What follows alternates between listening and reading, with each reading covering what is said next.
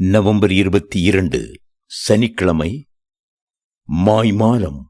குருடனான பரிசேயனே, போஜன பான பாத்திரங்களின் வெளிப்புறம் சுத்தமாகும்படி அவைகளின் உட்புறத்தை முதலாவது சுத்தமாக்கு. மத்தேயு 23:26.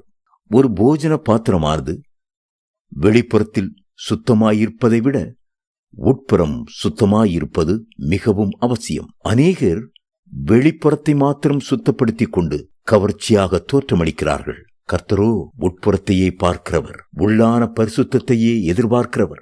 மாய்மாலக்காரரை வெள்ளையடிக்கப்பட்ட கல்லறை என்று இயேசு அழைத்தார்.